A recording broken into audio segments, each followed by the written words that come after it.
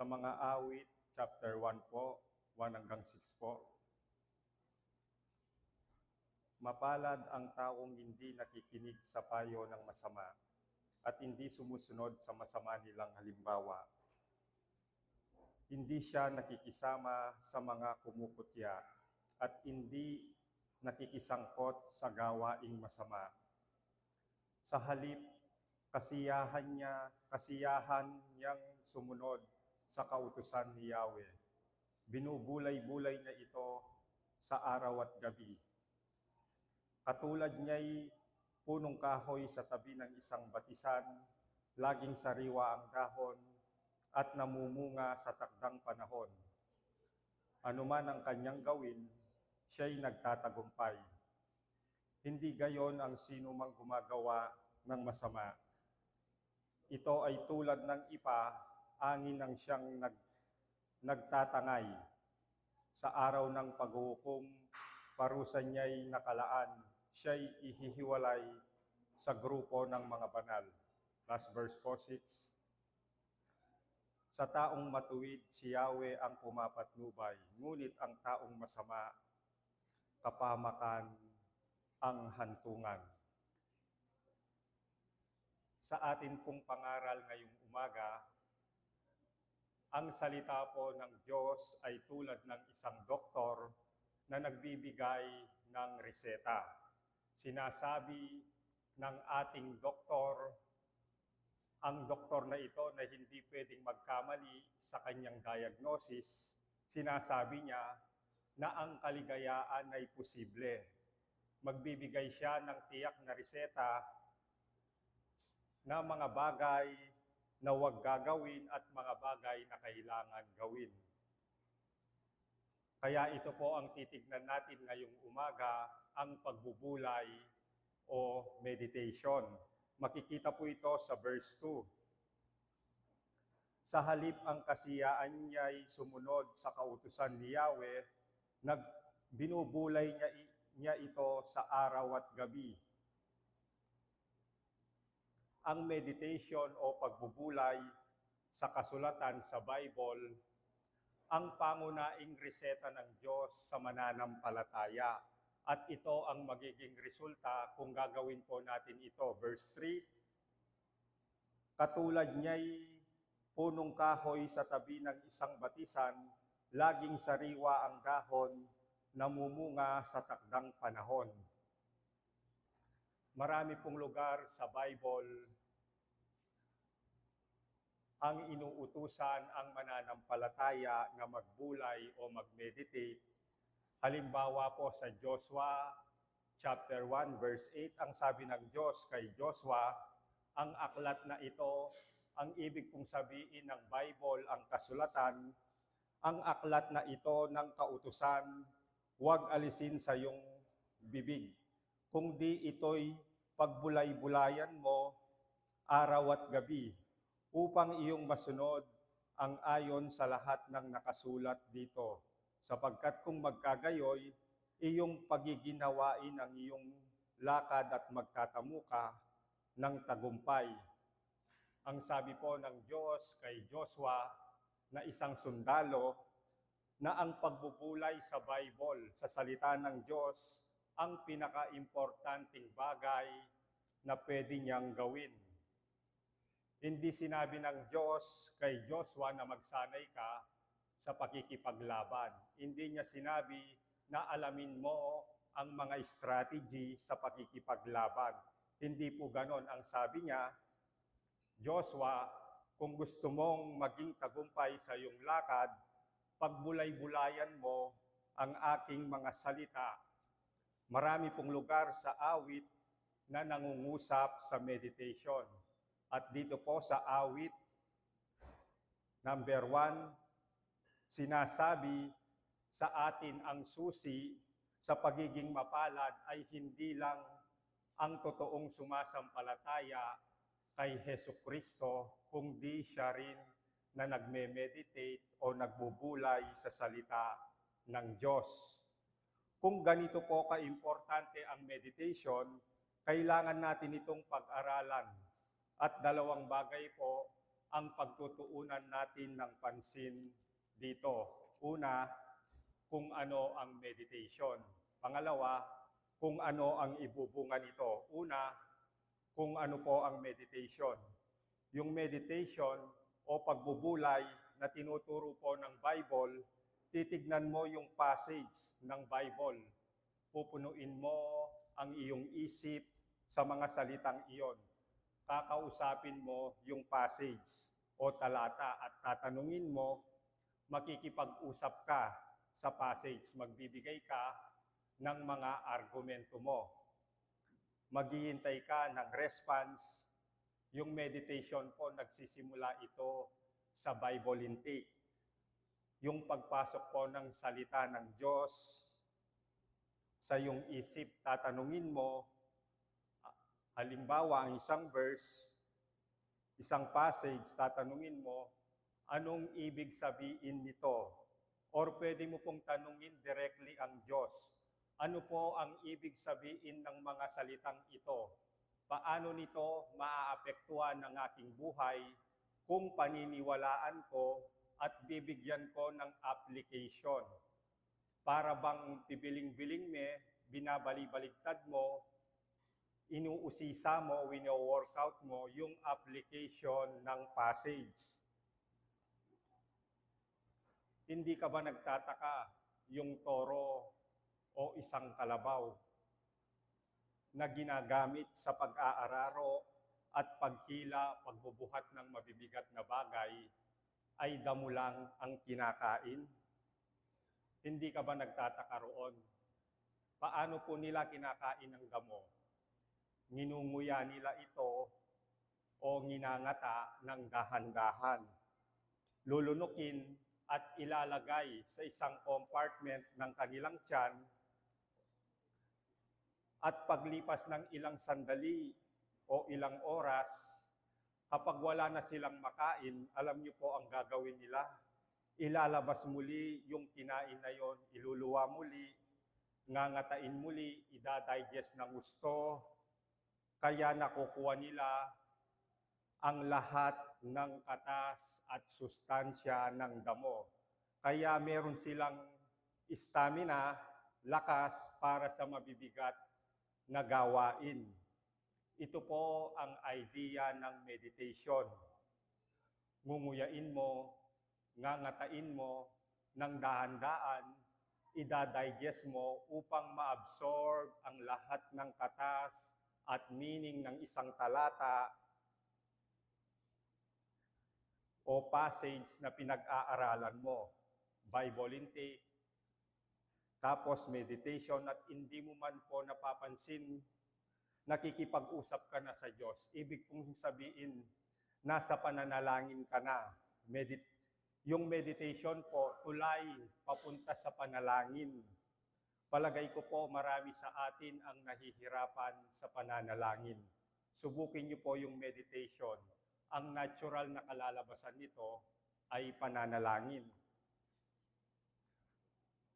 Kung nagbabasa ka ng Bible araw-araw, 20 or 30 minutes, ngunit kung gagawin mo iyon na hindi nagbubulay sa binasa mo, hindi ka man masyadong makikinabang sa iyong pagbabasa. Meron pa ngang panganib ito, yung pagbabasa mo ng ganito, yung Bible reading mo, magiging legalistic. Ibig sabihin, baka gawin mo na lang band-aid yung pagbabasa mo ng Bible. Gagawin mong painkiller. Magbabasa ka upang hindi ka magkaroon ng guilty feelings. Upang sa likod ng iyong isipan, iingatan ako ng Diyos sa mag-apon na ito dahil nagbasa ako ng Bible. Legalism po yun. Hindi man po mabuti yun. Ang isa pa po sa ibig sabihin ng meditation ay ulit-ulitin mo sa iyong sarili. Yung meditation po, gagawin kang mas malalim. Ang kautusan ay nagiging real at konkreto. Ang salita ay nagiging laman. Dati, alam mo lang ang mga bagay tungkol sa Diyos, pero ngayon, nakikilala mo na ang Diyos. Yun po ang una, kung ano ang meditation. Pangalawa, ang ibubunga ng meditation. Ang sabi sa verse 3,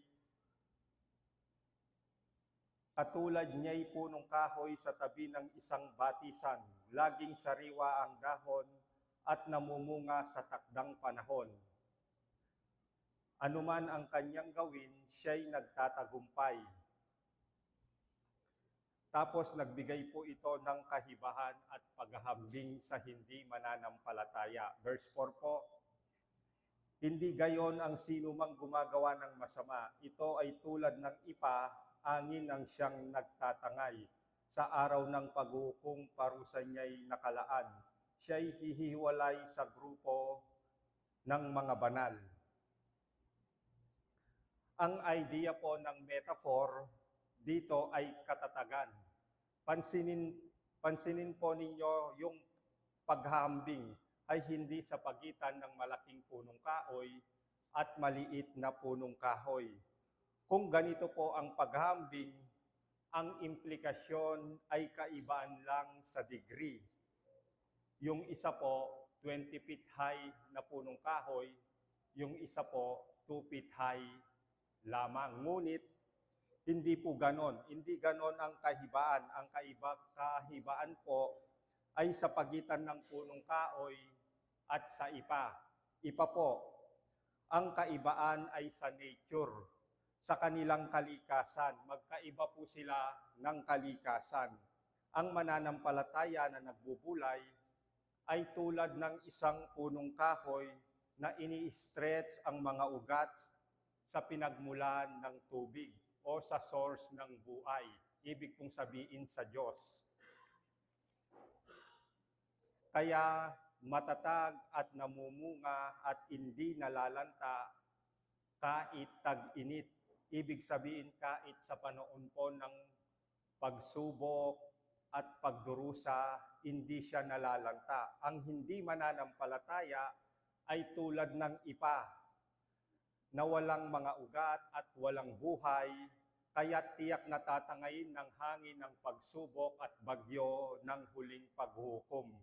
Tiyak na mapapahamak siya. Yun po ang ibig sabihin.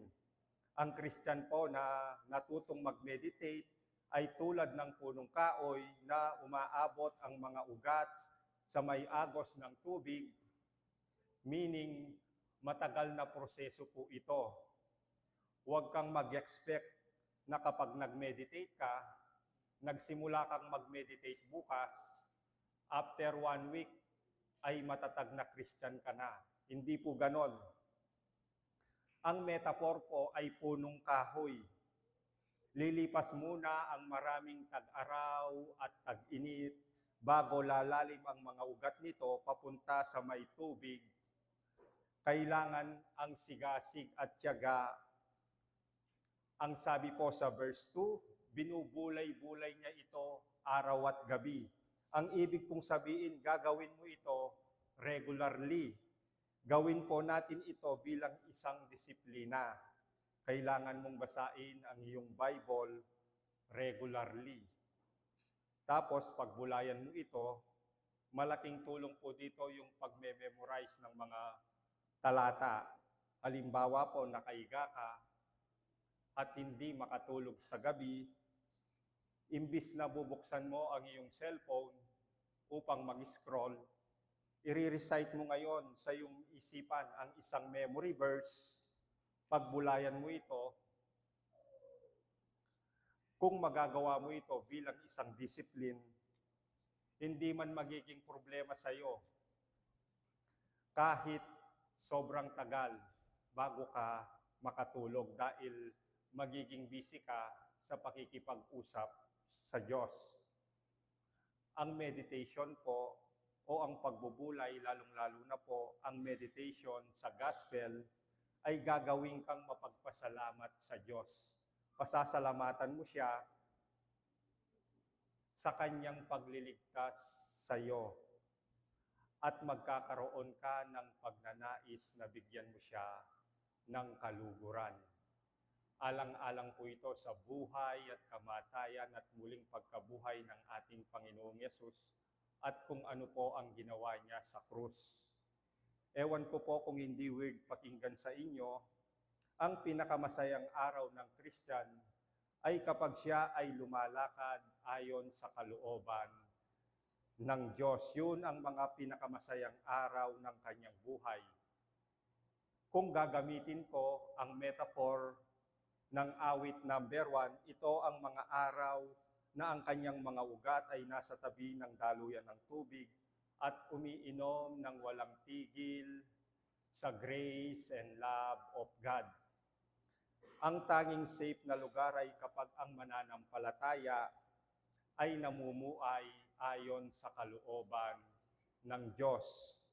Ito rin ang pinakamasayang sandali ng mananampalataya kay Hesukristo. At kung meron po akong kinakausap ngayon na hindi pa sumasampalataya kay Hesukristo bilang Panginoon at tagapagligtas ng kanyang buhay, ito po muna ang pinapagawa ng Diyos sa iyo. Ang sabi po ng jail guard kina Silas at Pablo, "Mga Ginoo, anong kailangan kong gawin upang ako ay maligtas?" At ito po ang pinapagawa ng Diyos. Ang sabi po ni Silas at Pablo, manampalataya ka sa Panginoong Yesus at ikaw ay maliligtas. At ang kamatayan niya po sa krus, ito lang ang sapat na bayad para sa ating mga kasalanan. Tayo po'y manalangin. Maraming salamat po, Panginoon, sa mga salitang pinag-aralan po namin ngayong umaga. At sa tulong po ng iyong banal na Espiritu, patuloy mo pong tulungan ng bawat isa sa amin kung ano po ang meditation, kung ano po ang ibubunga nito, kung patuloy po namin gagawin ito regularly. Tulungan niyo po na maging totoo po ito sa aming mga puso at maiingatan po namin ito sa aming mga buhay at magtiwala po sa aming Panginoong Yesus. At sa aming pong pananambahan ngayong umaga, tulungan niyo po ang bawat isa sa amin na magawa namin ito ng may kabanalan at nakaayon po sa iyong mga kalooban. Sa amin pong scripture reading, sa amin pong pag-aawitan, at sa amin pong worship service, kayo po ang patuloy na mag-guide sa amin. At patuloy na ipakita niyo po sa aming mga puso ang iyong mga salita na nagbibigay ng buhay sa bawat isa sa amin. Maraming salamat po, Panginoon, at ipinagkakatiwala po namin ito sa iyo at patuloy na ikaw lamang po ang maitaas at maluwalhati sa bawat gagawin namin ngayong umaga. Sa pangalan lamang po ng aming Panginoong Yesus. Amen.